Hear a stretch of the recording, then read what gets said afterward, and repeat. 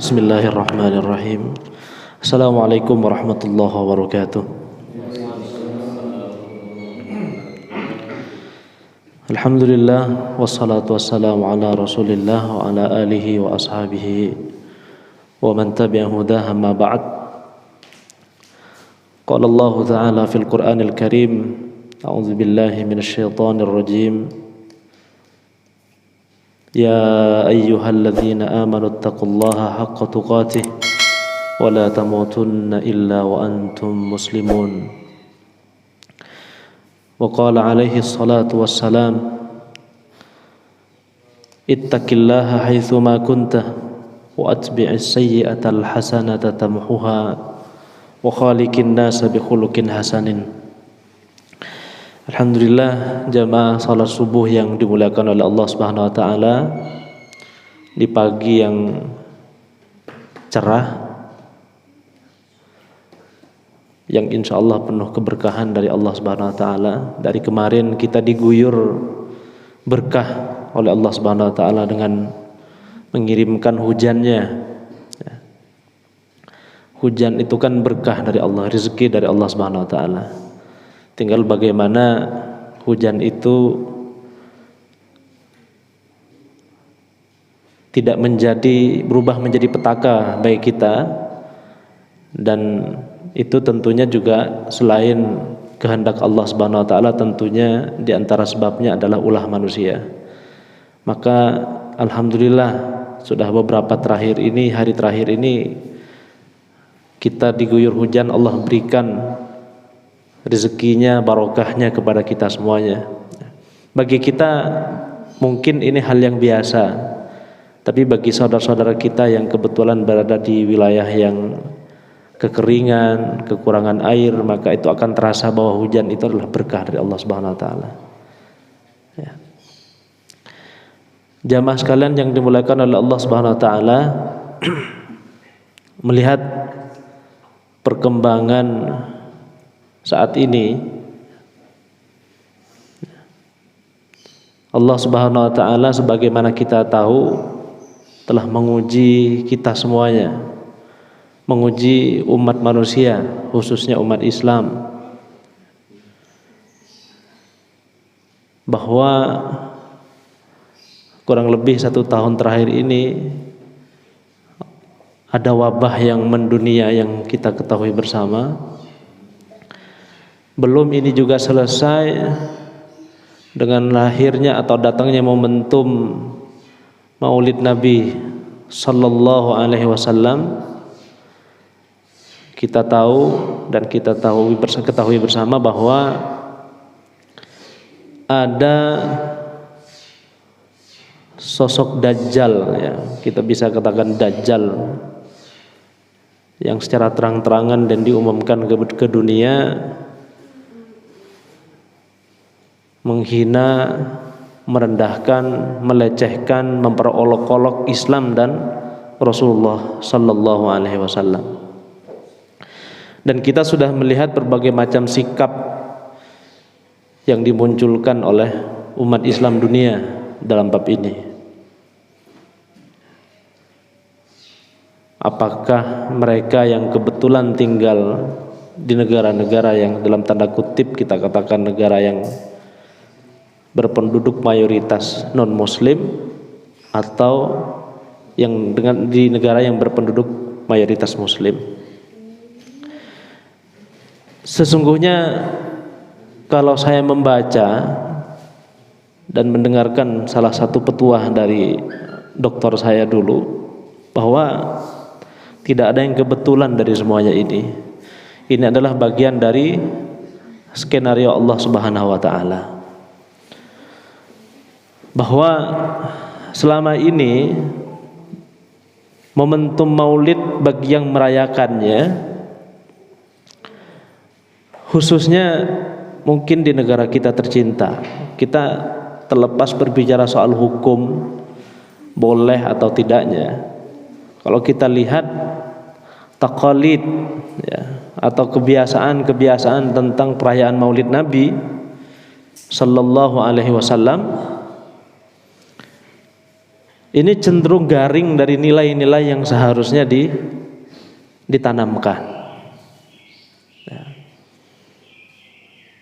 Kalau boleh dikata, ritual-ritualnya justru sebagian malah tidak mencerminkan bahwa kita sedang merayakan atau sedang memperingati Maulid Nabi sallallahu alaihi wasallam.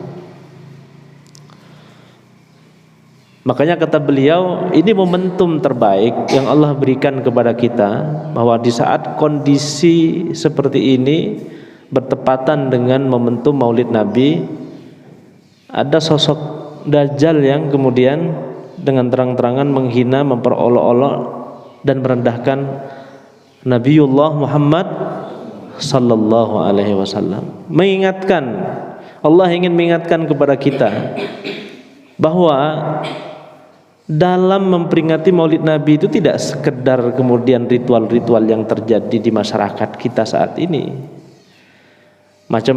Berbagai wilayah itu berbeda-beda. Saya sendiri merasakan momentum Maulid di Mesir. Mereka Masya Allah gitu kan. Jadi ketika momentum Maulid itu hadir, datang, memang isinya arahnya ihya sunnatur Rasul sallallahu alaihi wasallam, ihya sunnatir Rasul, menghidupkan sunnah-sunnah yang diajarkan oleh Rasulullah sallallahu alaihi wasallam kepada kita semuanya. Isinya itu mengkaji sirah Rasulullah sallallahu alaihi wasallam, memperkuat pengenalan anak-anak muda tentang sosok Nabi Muhammad sallallahu alaihi wasallam. Kajian-kajian digalakkan sana sini, khutbah-khutbah Jumat, semua isinya tentang siapa sosok Nabi Muhammad sallallahu alaihi wasallam. Bagaimana masa kecilnya, bagaimana di usia dewasanya, bagaimana setelah kenabiannya, semua dibahas. Demikian pula di negara-negara yang pernah, kemarin saya baru menghubungi teman saya gitu kan. Saya tanya gimana Maulid Nabi di sana. Sekarang Maulid Nabi di sini isinya seperti biasa, kita memperkuat pemahaman tentang sirah Rasulullah sallallahu alaihi wasallam. Sehingga jamaah sekalian, di negara-negara itu yang memang pengenalan terhadap sosok Rasulullah SAW ini diperkuat, begitu ada orang yang tiba-tiba memperolok-olok Rasulullah Sallallahu Alaihi Wasallam, mengejek, merendahkan, atau bahkan sampai mengaku sebagai Nabi, itu tidak perlu ada SKB, tukang sampah pun gebukin, begitu loh. Kenapa? Karena mereka paham ini bagian dari akidah, ini adalah garis merah.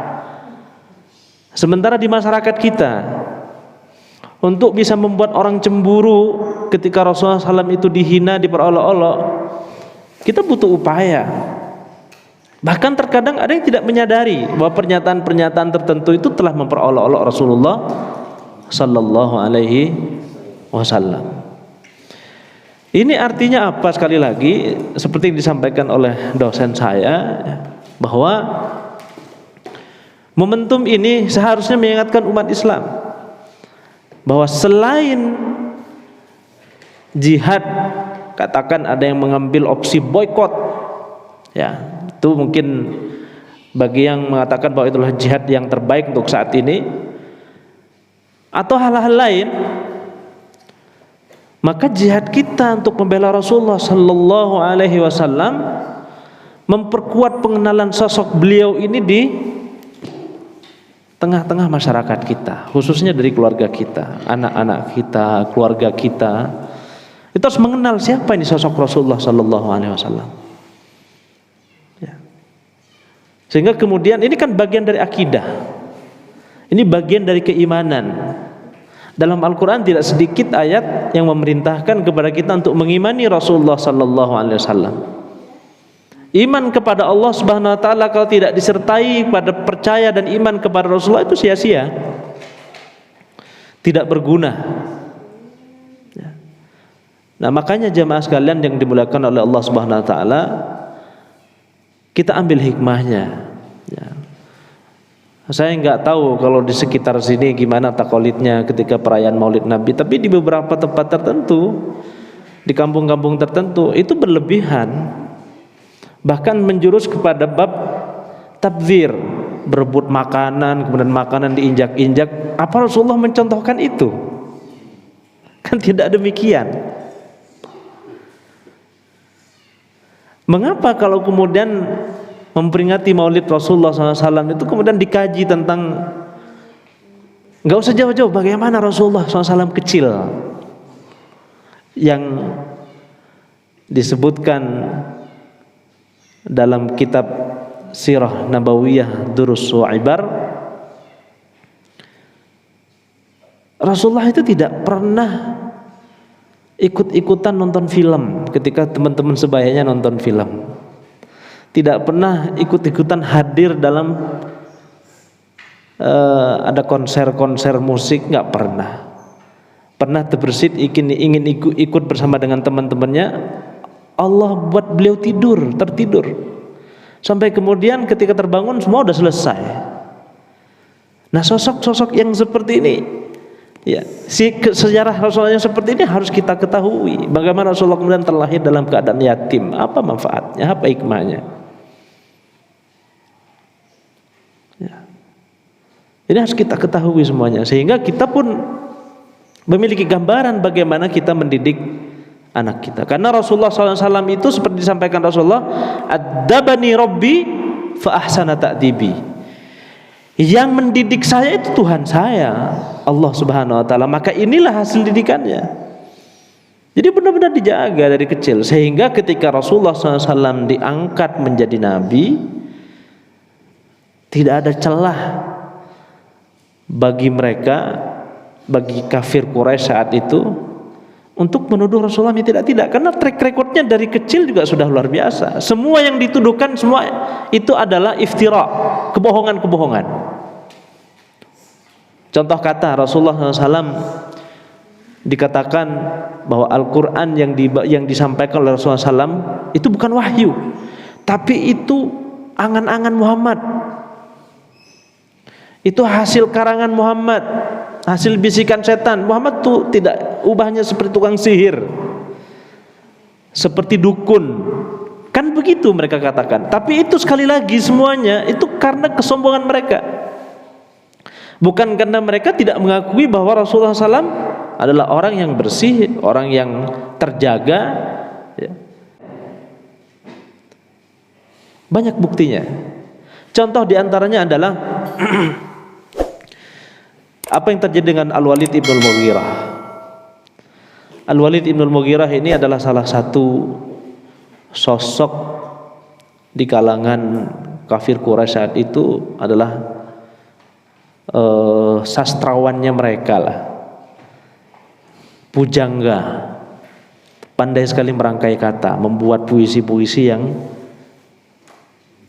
indah dan memiliki arti yang dalam. Dia tidak punya pilihan lain kecuali mengakui bahwa Al-Quran itu adalah wahyu dari Allah Subhanahu wa taala. Karena dengan keilmuan dia yang dia miliki sebagai seorang penyair, sebagai seorang pujangga, sebagai seorang sastrawan, ya, dia melihat ini tidak mungkin dibuat oleh manusia. Ini terlampau jauh indah untuk dikatakan bahwa ini adalah buatan Muhammad, apalagi sekedar bisikan dari jin. Al-Walid mengakui ketika mendengar lantunan ayat suci Al-Quran dibacakan, sampailah informasi tersebut kepada dedengkot mereka, Abu Jahal. Dibilangnya, Al-Walid, mau apa kamu, asal kamu tidak menyampaikan bahwa apa yang kamu dengarkan sesuatu yang luar biasa. Mau harta saya kasih, disogok supaya kemudian tidak menyampaikan fakta itu. Ini artinya apa? Pesan yang disampaikan oleh dedengkot mereka ini apa maksudnya? Bahwa mereka sebenarnya mengakui Al-Quran ini luar biasa. Makanya dalam ayat yang lain dikatakan, wa qala alladziina kafaru la tasma'u li hadzal Qur'an walghaw fihi la'allakum taglibun. Orang-orang kafir mengatakan, jangan dengerin Quran. Coba bayangkan, jangan dengerin Quran. Walghaw, berpalinglah dari Al-Quran. La'allakum taglibun, itu syarat kalian menang terhadap orang Islam. Mereka menyadari itu. Mereka menyadari bahwa yang dibawa Rasulullah SAW sebagai sosok Nabi yang ummi, tidak bisa baca tulis, tidak mungkin itu adalah karangan Rasulullah SAW. Tidak mungkin. Kenapa? Kan ada track record. Rasulullah sebelumnya tidak pernah berbohong. Ada pernah riwayat mengatakan Rasulullah pernah berbohong dari kecil? Bahkan sebelum diangkat menjadi sebagai Nabi, enggak pernah. Itu sebab kenapa kemudian Rasulullah SAW diangkat menjadi asisten Khadijah radhiyallahu anha dalam aktivitas perdagangannya. Kejujuran itu luar biasa. Tidak ada celah begitu diangkat menjadi Nabi. Tidak ada alasan untuk menolak Rasulullah SAW saat itu kecuali kecongkakan mereka. Itu saja, kesombongan mereka. Sampai saat ini pun demikian. Saya pernah memoderatori salah satu debat antara Profesor Dr. Dennis Walker, orang Australia, usianya kurang lebih saat itu 80 tahunan. Debat tentang Islam dan akidah Islam dengan Profesor Dr. Ahmad Syahata, doktor atau dosen filsafat di Universitas Al-Azhar di Mesir. Saat itu debat berlangsung di Mesir, di salah satu gedung kebanggaan warga Indonesia di Mesir, yaitu Wisma Nusantara. Berbicara tentang diantaranya tentang Al-Quran. Dennis Walker ini adalah seorang saat itu sudah ateis. Dia sudah pernah menjadi Katolik, pernah Protestan, pernah Hindu, pernah Buddha.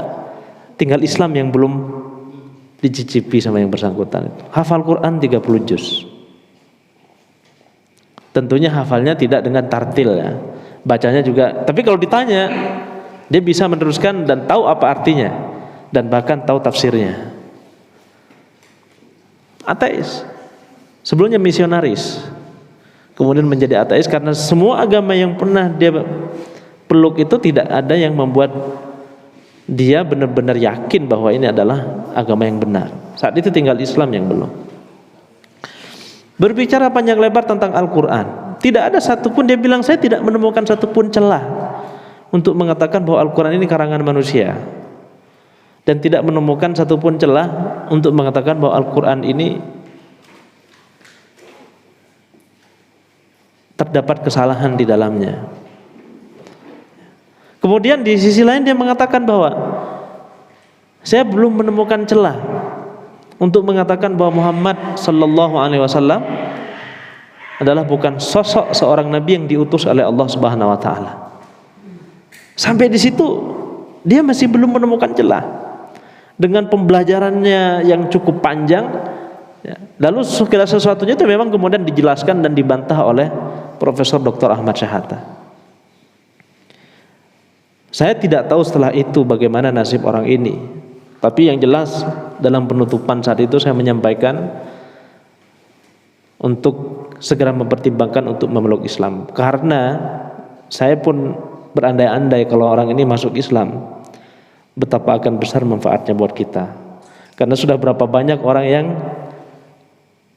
dia ajak untuk murtad barangkali, karena dia kan misionaris, tapi begitu mendengar orang ini masuk Islam bisa jadi kemudian semuanya berbalik.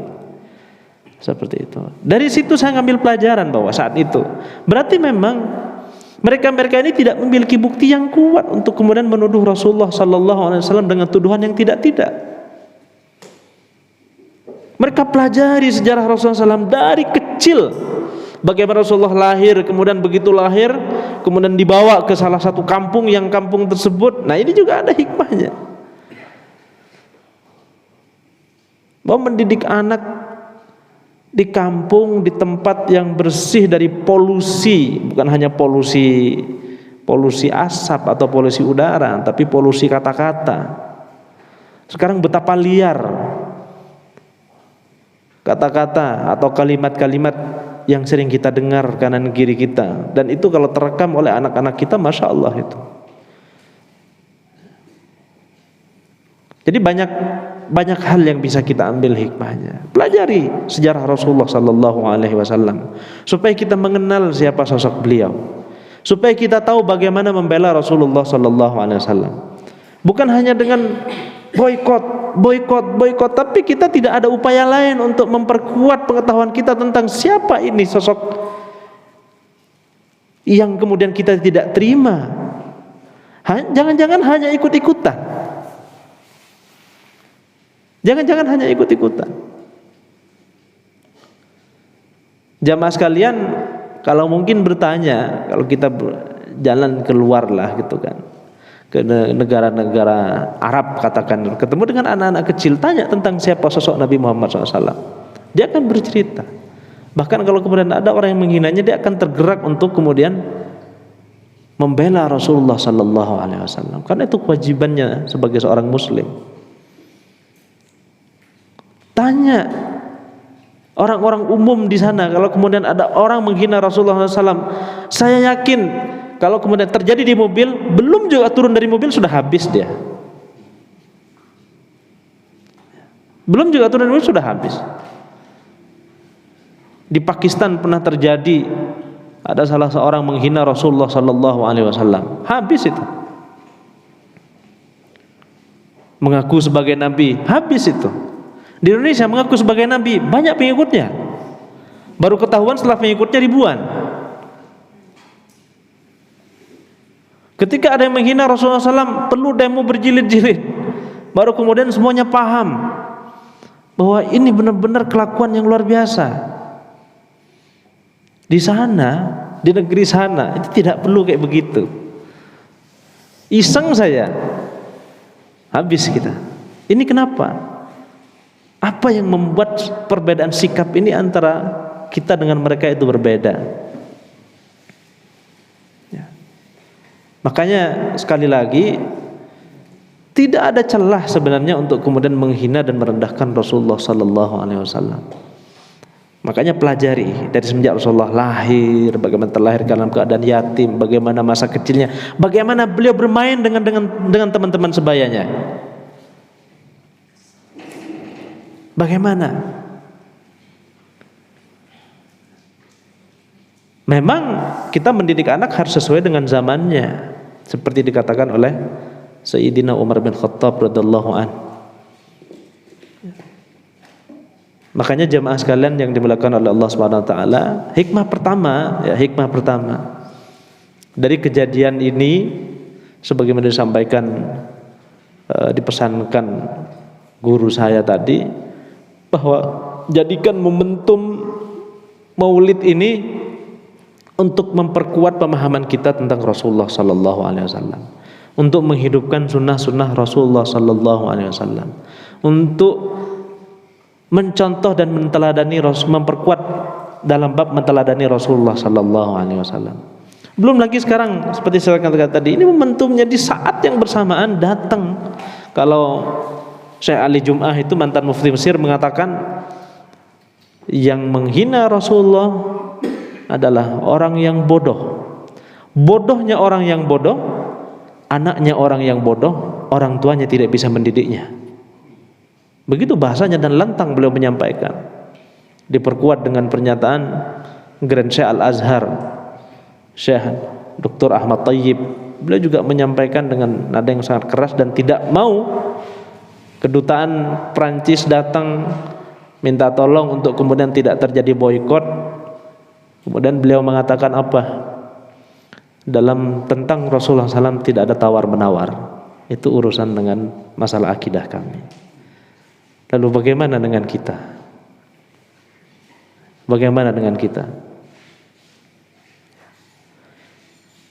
Jamaah sekalian yang dimuliakan oleh Allah Subhanahu wa taala, di Turki katakan, ya, kita tahulah bagaimana sikap Turki sebagai sebuah negara. Ini atas nama negara. Dari awal ketika gonjang-ganjing itu terjadi, ketika baru percikannya sedikit saja, Turki bereaksi luar biasa. Tapi begitu kemudian mulai yang pertama kemudian mengkampanyekan membela Rasulullah dengan cara membuang dan membekukan semua produk-produk asal Prancis adalah, kalau saya, Kuwait itu langsung menurunkan semua produk-produk dari Prancis dari rak atau etalase di supermarket mereka. Kemudian disusul oleh negara-negara yang lain termasuk Yordania, Mesir dan negara-negara Arab yang lain. Kalau Turki jelas pernyataannya dari presidennya langsung boikot semua produk Prancis. Bahkan ini bisa menjadi keuntungan baru karena negara-negara Arab termasuk Kuwait sudah mulai memikirkan untuk menggantikan produk-produk Prancis itu dengan produk-produk Turki. Ya. Saya kurang lebih tepat 1 bulan yang lalu saya ke Turki. Saya melihat perkembangan di sana luar biasa. Terlihat aura as-sahwa al-islamiyah itu begitu kental. Kebangkitan Islam di sana itu terlihat sekali tanda-tandanya. Ya. Apa di antara tanda-tandanya? Saya berdiskusi dengan salah satu kawan saya yang orang Turki. Ya. Saya menanyakan tentang bagaimana sekarang di Turki setelah Hagia Sophia dirubah oleh presiden dari yang sebelumnya adalah museum menjadi masjid. Kata beliau memang tidak sedikit juga yang menolak, tapi tolakan mereka itu otomatis terbantahkan saat ini. Karena penolakan mereka, bagi mereka yang muslim, mereka lebih melihat kepada aspek ekonomi. Ini kan kata mereka menyampaikan bahwa ini Hagia Sophia museum, memberikan pendapatan yang besar terhadap negara. Setiap hari berapa ribu orang berkunjung masuk ke dalamnya dan berapa tiket yang didapatkan. Itu alasannya sebagian yang menolaknya, yang menentang kebijakan Presiden Turki saat itu. Tapi kemudian otomatis terbantahkan sekarang.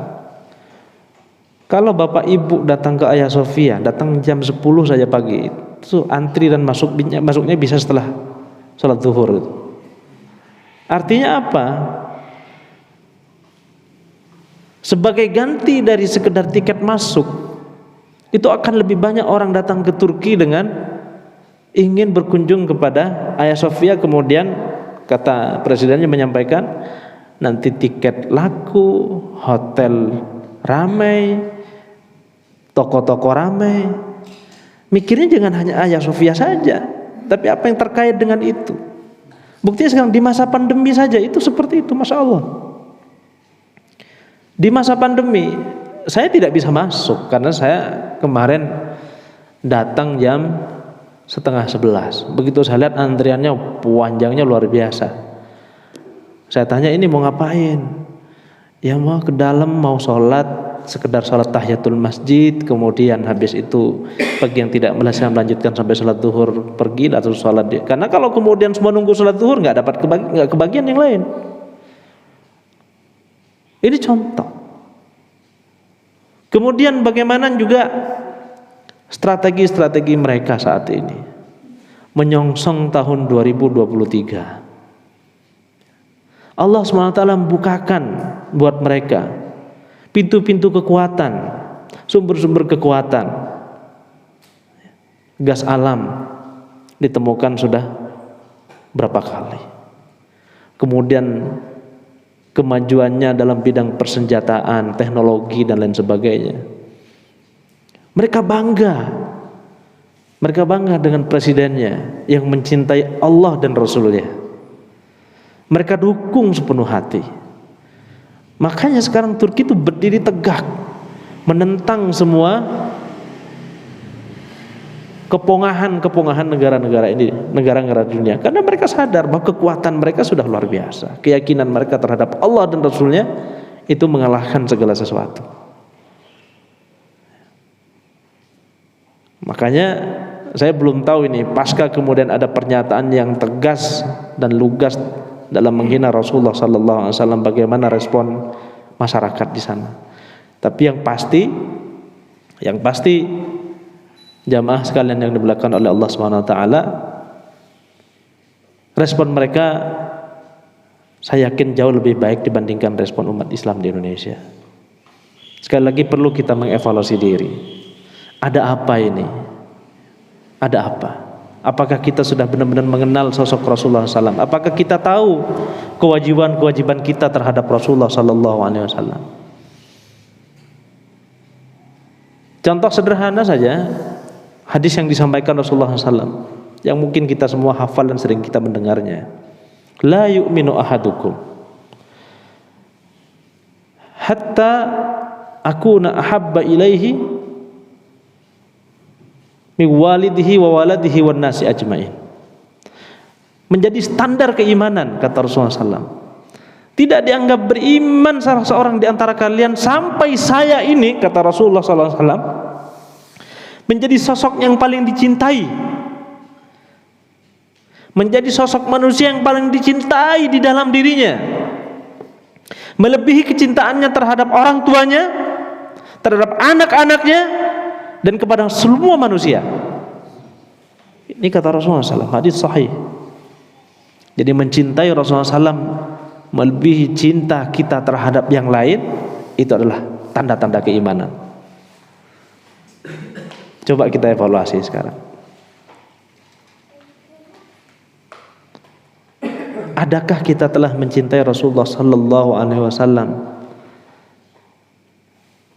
melebihi cinta kita kepada yang lain, bahkan kepada orang tua kita, kepada anak-anak kita? Adakah itu? Kalau itu belum ada, coba kita lihat masalahnya di mana. Barangkali kita tidak mengenal. Katanya tak kenal maka tak sayang. Jangan-jangan kita tidak mengenal Rasulullah sallallahu alaihi wasallam sehingga kemudian kita tidak tergerak untuk mencintainya. Apa pesan Rasulullah SAW dari hadis ini? Yang pertama, kalau kalian mau imannya sempurna, mau imannya diterima, cintai saya. Kalau kalian mau mencintai saya, apa kira-kira pesannya? Pelajari tentang saya. Pelajari.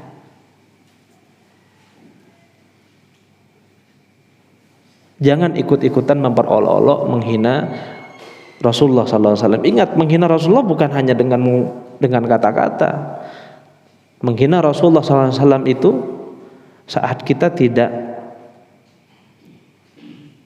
cemburu ketika Rasulullah SAW dihina. Ya. Al-ghairah dalam bab ini hukumnya wajib. Cemburu dalam bab ini hukumnya wajib. Kita cemburu kalau keluarga kita dihina, tapi saat Rasulullah SAW dihina, dicemooh, direndahkan, akankah kita sama cemburunya? Ataukah masih di bawah cemburunya dibandingkan kecemburuan kita terhadap Rasulullah Sallallahu Alaihi Wasallam? Kemudian dalam satu majelis, jamaah sekalian yang dimuliakan oleh Allah Subhanahu Wa Taala, bersama dengan para pembesar sahabat Rasulullah, ada Umar di situ. Umar bin Khattab kemudian ditepuk oleh Rasulullah SAW. Kemudian Umar bin Khattab mengatakan, ya Rasulullah, ini kira-kira gambaran majelis di zaman Rasulullah SAW ya. Jadi mereka itu tidak segan-segan untuk mengungkapkan apa yang ada di dalam hati mereka. Kira-kira demikian. Umar bin Khattab kemudian mengatakan, "Ya Rasulullah, saya mau menyampaikan sesuatu," katanya. "Saya perlu sampaikan kepada Anda bahwa Anda adalah sosok yang paling saya cintai di dunia ini, melebihi cinta saya kepada kedua orang tua saya, kepada anak saya, kepada saudara saya, kepada siapapun kecuali dari diri saya. Saya lebih mencintai diri saya dibandingkan engkau wahai Rasulullah sallallahu alaihi wasallam." Kemudian Rasulullah SAW menimpali, "Wahai Umar, demi zat yang seluruh jiwa ragaku ada di dalam kekuasaannya, yaitu demi Allah Subhanahu wa taala, kecintaanmu terhadap saya belum benar sampai kau mencintai saya melebihi dari siapapun, bahkan dari dirimu sendiri." Baru Umar bin Khattab mengatakan apa? "Al-ana ya Rasulullah, sekarang saya mencintai Anda melebihi saya sendiri." Kemudian Rasulullah SAW mengatakan, "Ini baru benar wahai Umar." Bisa jadi saat itu Umar bin Khattab kan belum tahu. Kemudian Rasulullah SAW sampaikan, seharusnya bahkan dari dirimu sendiri aku harus lebih dicintai. "Al-ana ya Umar, sekarang imanmu sudah benar wahai Umar bin Khattab radhiyallahu anhu." Sehingga jemaah sekalian, kalau kita melihat para sahabat itu, contoh di perang Uhud saja, kalau coba siapa yang rajin baca sejarah tentang perang Uhud? Tanya coba ke anak-anak kita, siapa pimpinan perang Uhud yang ditunjuk oleh Rasulullah sallallahu alaihi wasallam? Ada yang tahu tidak kira-kira? Siapa di kubu lawan yang punya strategi luar biasa dan memukul mundur dan mengalahkan pasukan Rasulullah sallallahu alaihi wasallam? Apa sebab kekalahan yang terjadi di perang Uhud? Ini banyak hikmah yang bisa kita ambil, kita petik hikmahnya. Kalau kita umrah ke sana, kita datang ziarah ke Bukit Uhud, barangkali sejarah yang kita pelajari hanya kulit-kulitnya saja, padahal di balik itu semua luar biasa. Di perang Uhud itu, ketika kemudian pasukan muslimin sudah mulai tergiur dengan dunia ya, melihat rampasan perang sudah mulai kelihatan, kemudian tidak mau mengindahkan perintah Rasulullah bahwa pasukan panah tidak boleh turun dari posisinya, mereka sudah mulai tergiur dan turun. Dilihat bahwa inilah titik lemah yang terjadi pada umat Islam saat itu. Khalid bin Walid yang saat itu masih belum muslim melihat celah ini dimanfaatkan dengan luar biasa, dipukul mundur. Serangan bertubi-tubi datang ke Rasulullah sallallahu alaihi wasallam. Anak panah, segala sesuatu datang. Apa yang dilakukan oleh para sahabat? Sampai kemudian terdengar teriakan bahwa Muhammad telah tiada. Apa yang terjadi dengan para sahabat ketika kemudian mereka mendengar informasi itu? Nggak terima mereka, nggak mungkin. Bahkan para sahabat itu melindungi Rasulullah SAW dengan badan-badannya. Abu Talhah sampai membuka dadanya bahwa biarkan anak panah menghujam badan saya dibandingkan menghujam Rasulullah SAW. Menjadi tameng Rasulullah SAW supaya kemudian terhindar dari serangan-serangan. Ini terhadap Rasulullah SAW itu melebihi cintanya terhadap dirinya sendiri, melebihi cintanya kepada siapapun di muka bumi ini, bahkan terhadap dirinya sendiri.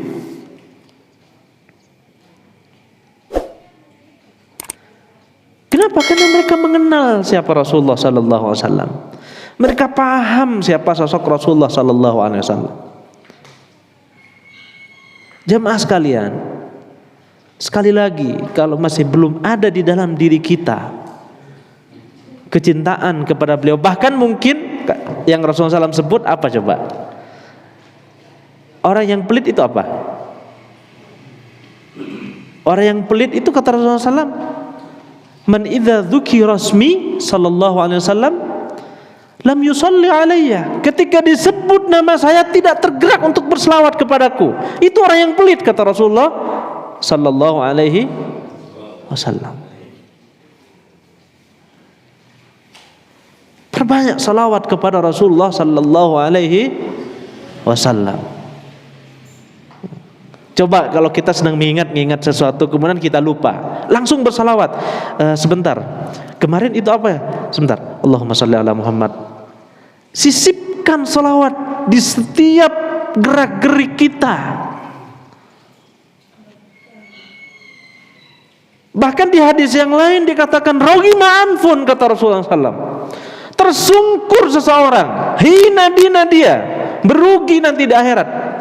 Ketika disebut namaku tapi tidak berselawat kepadaku. Allahumma salli ala Muhammad wa ala ali Muhammad kama sallaita ala Ibrahim wa ala ali Ibrahim. Sallallahu alaihi wasallam. Sallallahu alaihi wasallam.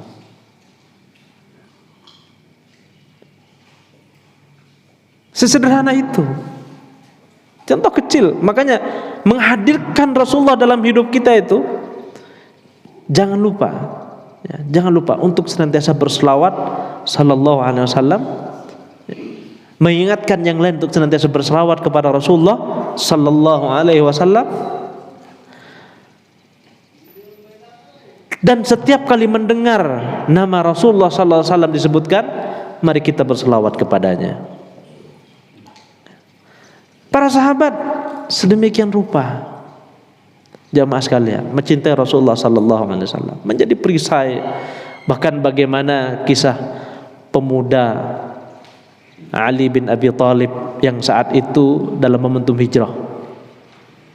Itu pemuda yang berbicara itu semua apa kalau bukan kecintaannya kepada sosok Rasulullah sallallahu alaihi wasallam. Sudah, wahai Rasulullah, Anda pergi biar saya yang tidur di tempat tidur Anda, biar mereka mengira Anda yang tidur. Bayangkan betapa besar risiko yang harus ditanggung oleh pemuda itu. Kalau kemudian kafir Quraisy saat itu membabi buta, nggak mau tahu, pokoknya yang tidur pasti Muhammad sallallahu alaihi wasallam, kemudian ditebas dengan rupa, kan dia habis. Tapi yang ada di kepalanya apa? Demi Rasulullah SAW saya lakukan ini. Fidaka abi wa ummi ya Rasulullah sallallahu alaihi wasallam. Allahumma salli ala Muhammad. Al-bakhilu man idza dzukira rasmi 'indahu lam yusalli alayya. Orang yang bakhil adalah yang disebutkan namaku lalu kemudian tidak berselawat kepadaku. Ya. Jamaah sekalian yang dimuliakan oleh Allah Subhanahu wa taala, ini momentum terkait dengan kecintaan para sahabat terhadap Rasulullah SAW. Banyak sekali kisah-kisah yang menunjukkan akan hal itu. Banyak sekali. Kemudian dalam hadis lain Rasulullah SAW bersabda, "Salasun man kunna wajada fihi halawatal iman." Ada 3 perkara yang kalau 3 perkara tersebut ada dalam diri seseorang, dia akan merasakan legitnya iman, manisnya iman, nikmatnya iman. Coba kalau di piring-piring itu ada klepon, di dalam klepon kan ada gulanya kan? Ya. Kira-kira demikian. Merasakan legitnya klepon itu, legitnya keimanan itu ada 3 syarat kata Rasulullah SAW. Ada apa lagi? Ada nogosari atau apa yang ada pisangnya di dalam. Kadang-kadang ada yang dicari yang isinya saja. Ada 3 perkara yang kalau 3 perkara tersebut kata Rasulullah SAW ada dalam diri seseorang, dia akan merasakan legitnya keimanan. Saya sebut yang pertama saja. Yang pertama kata Rasulullah SAW, hendaknya Allah dan Rasulnya lebih dicintai oleh dirinya dibandingkan siapapun. Kalau kita sudah mencintai Allah Subhanahu wa taala, mencintai Rasulullah SAW, melebihi kecintaan kepada siapapun, maka disitulah lezatnya keimanan.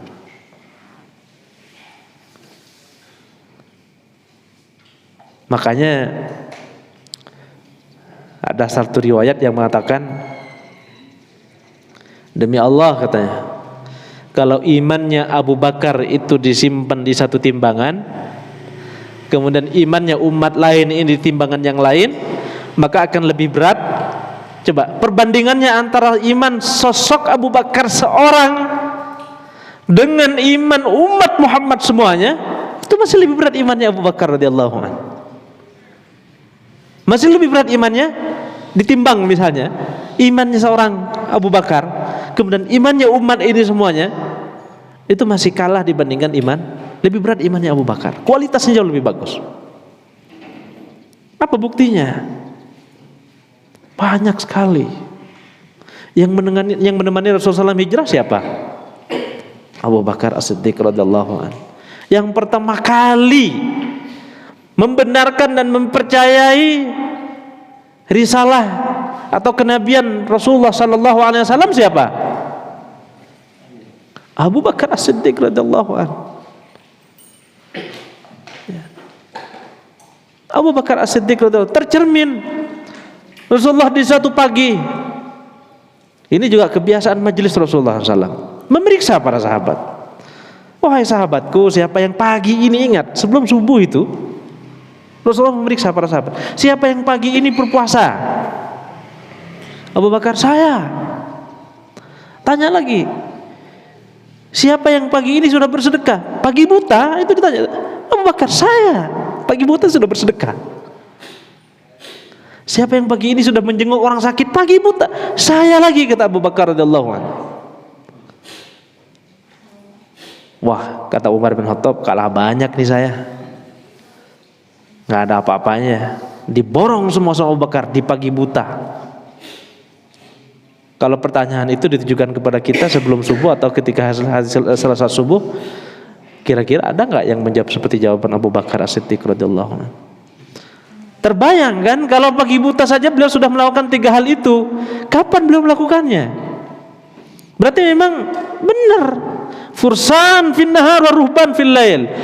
Sosok penunggang kuda dan panglima perang yang gagah di siang hari, dan di malam hari adalah ahli ibadah yang luar biasa. Ibadahnya sosial, jalan dengan Allah, jalan malam hari.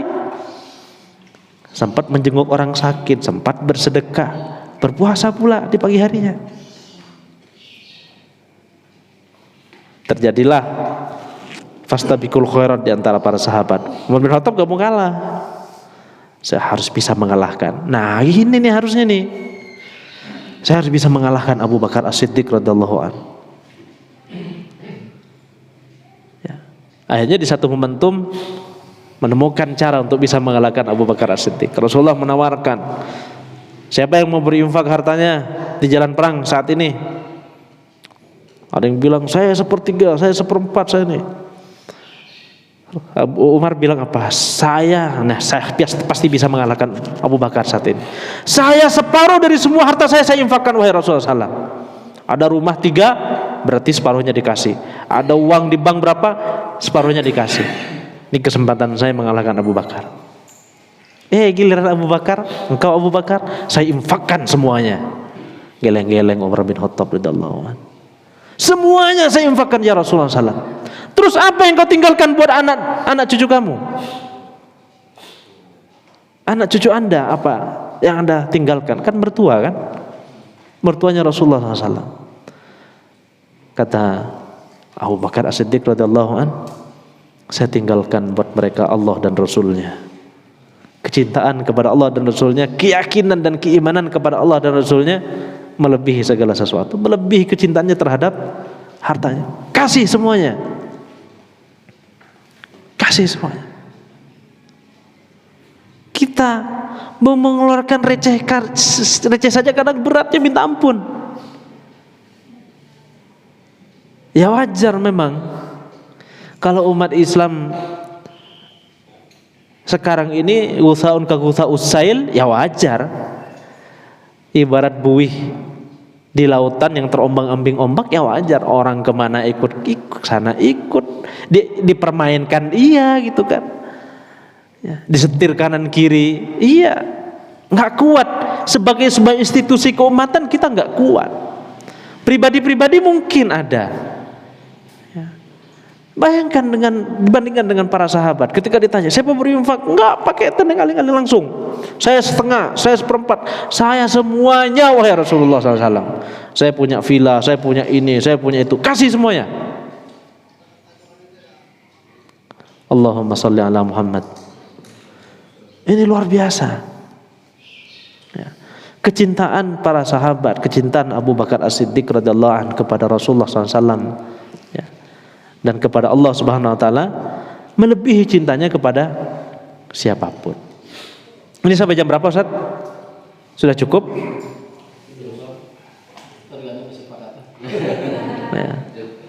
Ya, intinya jamaah sekalian, saya hanya ingin mengingatkan bahwa ya, kepada saya sendiri dan kepada kita semuanya, ini momentum evaluasi buat kita semuanya. Adanya munculnya Dajjal di Prancis itu yang menghina Rasulullah SAW. Coba ukur sejauh mana kecemburuan kita. Apakah kecemburuan ini hanya ikut-ikutan atau benar kita marah dan tidak terima Rasulullah SAW dihina? Kalau belum, kita evaluasi diri. Ada yang salah dalam diri kita. Nggak usah jauh-jauh kita pikirkan yang lain. Kita diri kita dulu. Jangan kita tidak mengenal siapa Habibuna Rasulullah Sallallahu Alaihi Wasallam. Pelajari sejarahnya. Pelajari sejarahnya. Banyak referensi-referensi yang bisa kita jadikan sebagai bahan bacaan. Bahan bacaan. Bahkan akan sangat bagus kalau kemudian dibuat menjadi kajian rutin mengenal siapa Rasulullah, sosok Rasulullah Sallallahu Alaihi Wasallam. Indikatornya Dajjal ini, adakah kita tergerak dari awal atau kita hanya baru bergerak setelah kita mendengar informasi, berita dan seterusnya? Bagaimana kemudian itu menjadi auto gitu loh? Kalau keluarga kita auto kan? Anak kita misalnya dihina, oh saya lapor ke polisi, nggak bisa ini. Atau kita dituduh macam-macam di internet gitu kan, di medsos, saya akan tuntut dengan undang-undang ITE, kan begitu. Tapi ketika Rasulullah SAW dihina, dari mimbar kehormatannya disampaikan, apakah adakah hati kita tergerak untuk cemburu dan marah? Di mana cinta kita kepada Rasulullah Sallallahu Alaihi Wasallam? Dunia Islam saat ini sedang diuji, ya, diuji dengan penyakit wahan, cinta dunia, takut mati. Ya, kecuali di beberapa tempat lah, kalau di yang disampaikan Rasulullah SAW dalam hadis, fi Baitil Maqdis wa akna fi Baitil Maqdis, di Al-Quds, di Palestina dan di sekeliling Palestina. Bapak Ibu bisa lihat, ya, coba lihat pemuda-pemuda di Gaza, sudah hilang urat takut mereka. Yang ada di kepala mereka hanya Allah dan Rasulnya. Pemuda-pemuda mereka, Masya Allah, luar biasa. Ya. Makanya hikmah dibalik mereka di lockdown, sudah berapa puluh tahun di lockdown, di blokade, ya, oleh Israel, oleh orang-orang Yahudi, ya, laknatullah alaihim. Bahkan terakhir mereka kan masih punya akses, selama ini punya akses ke Mesir kan dengan terowongan-terowongannya. Jadi mereka kalau bawa binatang ternak itu lewat terowongan dari Mesir, atau belanja masih bisa lah kayak begitu. Tapi 2 tahun terakhir ini atau 3 tahun terakhir ini kan Bapak Ibu tahu bagaimana kemudian dibuat parit kerjasama, ya lagi-lagi dengan Prancis, dibuat parit yang mengalirkan air laut supaya kemudian menggenangi semua terowongan-terowongan yang sudah dibangun itu.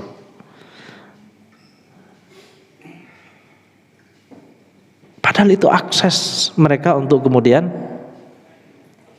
bertahan hidup. Binatang ternak dibawalah lewat terowongan. Itu disebut dengan al-hajatu ummul ikhtiraq. Kita mungkin tidak kepikir gimana mereka bisa bikin terowongan, dan jumlahnya ribuan, Bapak Ibu sekalian. Jadi kehidupan di sana itu kehidupan di bawah tanah. Akses yang hubungkan dari tempat ke tempat yang lain itu dari bawah tanah, tidak terlihat dari atas, tapi itu terbaca. Lalu dibuatlah parit yang dalam mengalirkan air laut, tujuannya untuk merendam semua terowongan-terowongan dan menghancurkan terowongan yang mereka bangun. Hancur. Dan rumah-rumah yang ada di Mesir yang berbatasan dengan Gaza itu kemudian dihancurkan semuanya. Semakin kelihatan ketakutannya mereka terhadap satu entitas masyarakat yang sedikit, berapa sih jumlahnya, tapi menggetarkan dan menakutkan dunia. Hikmahnya apa? Anak-anaknya setiap tahun lahir ribuan penghafal Quran baru. Anak-anak di sana fisiknya kuat-kuat. Mereka tidak tahu apa itu Mobile Legend itu. Nggak ngerti mereka yang dikenal anak-anak sekarang. Nggak tahu. Yang mereka kenal adalah fidaka abi wa ummi ya Rasulullah sallallahu alaihi wasallam. Ya. Ini pelajaran buat kita semuanya, Bapak Ibu sekalian. Ini titik tekan yang ingin saya sampaikan kepada kita semuanya, bahwa momentum Maulid Nabi ini jadikan momentum untuk kemudian kita mengenal siapa sosok Rasulullah sallallahu alaihi wasallam. Ya, mengenal sosok Rasulullah SAW. Makanya memang bagus kalau kemudian ini dibahas, gitu kan, dipelajari. Karena membaca buku terjemahan biasanya tidak cukup. Membaca buku terjemahan itu tidak cukup. Bahasa Arab itu tidak bisa diwakili oleh bahasa apapun. Bahasa Arab tidak bisa diwakili. Saya dulu seorang penerjemah, tapi saya memutuskan saya berhenti. Kenapa? Saya khawatir ada syarat-syarat ilmiah yang tidak dipenuhi. Itu kan tanggung jawab, itu amanah. Karena bahasa Arab tidak bisa diwakili. Itu hanya membantu saja untuk orang bisa memahami. Nah, makanya kita tidak sah kemudian ketika sholat kita baca terjemahannya Allah Maha Besar, kan gak bisa.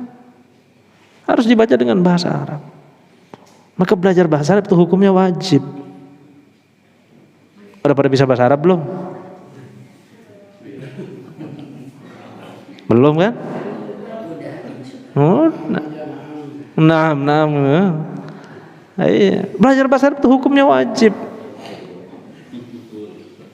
Minimal wajibnya itu untuk yang memenuhi kebutuhan kita sehari-hari dalam bab mendekatkan diri kepada Allah SWT.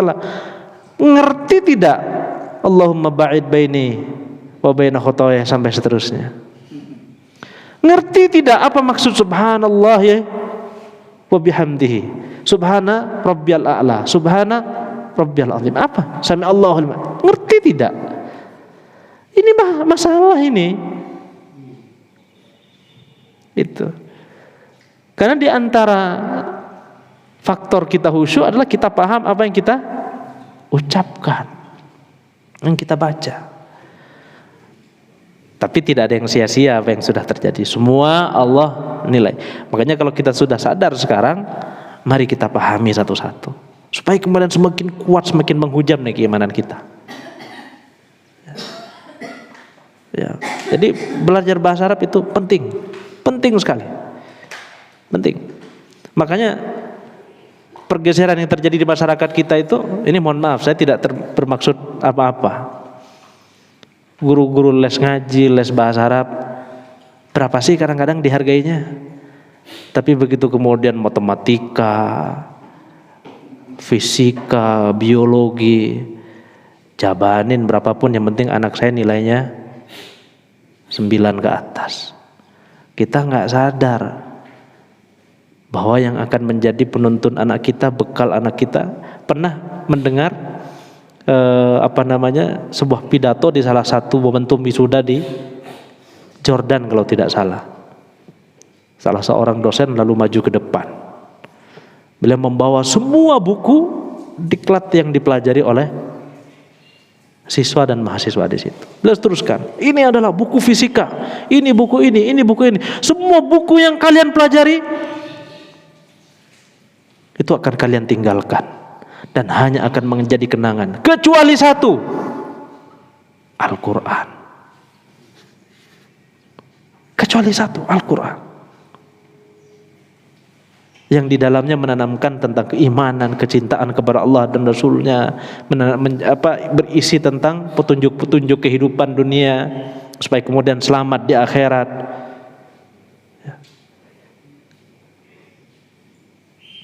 Mau belajar bahasa Arab? Waduh, gimana Ustaz Dadan ini pada mau belajar bahasa Arab ini? Memang wajib belajar bahasa Arab itu. Orang Turki itu sekarang lagi kencang-kencangnya. Saya tuh ke Jordan kan ngirim siswa sudah 6 tahun terakhir inilah. Ngirim ke sana, selalu ketemu orang Turki. Bahkan saya mengunjungi salah satu sekolah di Turki. Sekolah Omar Cam namanya, di salah satu wilayah di Pendik. Itu Masya Allah, mereka anak-anaknya berbicara bahasa Arab udah kayak orang Arab, padahal mereka orang Turki. Mereka paham bahwa kebangkitan Islam itu harus didukung oleh semua faktor. Kembalinya umat kepada Al-Quran dan As-Sunnah dan bisa memahaminya. Kekuatan persenjataan, kekuatan ekonomi, mereka semua lakukan itu. Mereka semua lakukan itu. Makanya jamaah sekalian yang dimuliakan oleh Allah Subhanahu wa taala, penting kita memahamkan anak-anak kita semuanya terhadap Al-Qur'an melalui dalam kita mengkaji. Makanya sampaikan, belajar artinya itu kadang-kadang tidak mewakili. Tidak mewakili.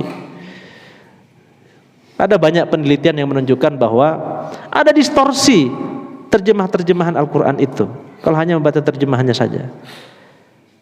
Ada, tidak bisa diwakili.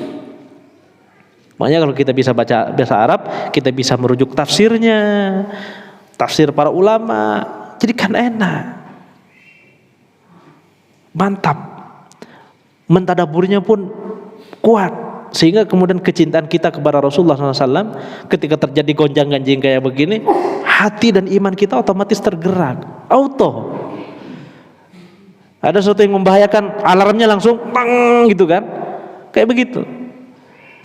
Jadi tidak perlu kemudian diobrak-abrik dulu, diingatin ini Rasulullah sedang dihina, baru kemudian kita tergerak. Enggak seperti itu. Ya. Bahasa Arab juga bahasa siapa?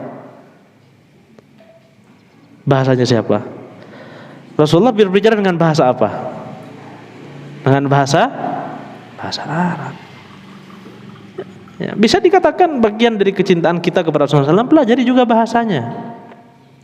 Sabda-sabda Rasulullah SAW, hadis-hadis berbahasa apa? Berbahasa Arab semuanya. Ya.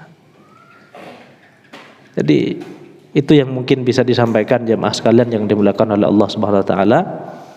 Sekali lagi jangan terjebak dengan makar yang mereka lakukan. Ya, justru alhamdulillah di satu sisi ada hikmahnya. Barangkali kalau tidak ada yang menghina Rasulullah, bisa jadi semua terlelap, tidak mengenal siapa Rasulullah SAW. Ini bisa jadi memang hikmah yang Allah inginkan, memantik, biar kemudian sadar bahwa Rasulullah SAW sekarang menjadi sosok yang mulai hanya indah di lagu-lagu saja. Waduh, kalau lagu-lagu Masya Allah, Aisyah istri Rasulullah, oh lagunya merdu luar biasa. Tapi hanya di sini. Bahkan ada yang menentang lagu itu kan, dianggap bahkan satu sisi ini pelecehan. Bagi kita yang tidak tahu di mana letak pelecehannya, enggak kok bagus, apalagi kalau yang nyanyiin suaranya jreng gitu kan, nyanyi kesana kemari, tapi nggak tahu kita maksudnya apa gitu kan. Jadi ini penting sekali lagi, ya. Jangan terkecoh dengan skenario mereka. Skenario mereka itu seperti disampaikan dalam satu muktamar mereka. Mereka menyampaikan apa? Biarkan Al-Quran, Al-Hadis ada di tangan mereka. Biarkan mereka hafal itu semuanya. Tapi jangan biarkan mereka hafal isinya, paham isinya. Karena mereka tahu bahayanya. Karena mereka juga menyadar kalau kita mau mencabut Quran, membinasakan Quran, membinasakan hadis, nggak mungkin. Karena kalau fisiknya Quran diambil, jutaan umat Islam yang sudah hafal Quran. Mereka sadar itu, tapi bagaimana mereka sekarang tidak memahami apa yang mereka hafalkan dan tidak ada efek dalam kehidupan. Makanya ada sindiran dari seorang penyair mengatakan, "Madza yufiduka an tusamma hafidha wa kitabu rabbika fil buati tamazzaqa." Apa gunanya engkau dianggap sebagai seorang hafid Quran, tapi kitab Al-Quran itu sendiri di dalam hatimu tercabik-cabik? Penting dua-duanya, menghafal penting, memahami penting, dan tujuan Al-Quran diturunkan itu untuk ditadabburi lalu diamalkan. Untuk bisa seperti itu tentunya harus bisa punya sarana untuk bisa memahaminya, bahasa Arab. Yang membantu kita saat ini adalah terjemahan-terjemahannya. Itu bisa dilakukan. Itu barangkali jamaah sekalian yang Allah SWT, kita perkuat kecintaan kita kepada Rasulullah SAW. Mudah-mudahan Rasulullah SAW berkenan menjadi syafaat kita di akhirat kelak. Kalau kita nggak mencintai, gimana kita mau mengemis-ngemis jadi syafaat kita beliau di akhirat? Ya. Apa sih yang disebut dengan syafaat? Nanti dibahas oleh Ustaz Dadan itu. Ya. Biar kita paham, ya, siapa yang Rasulullah SAW. Demikian kurang lebihnya, mohon maaf. Wabillahi taufiq wal hidayah. Wassalamualaikum warahmatullahi wabarakatuh.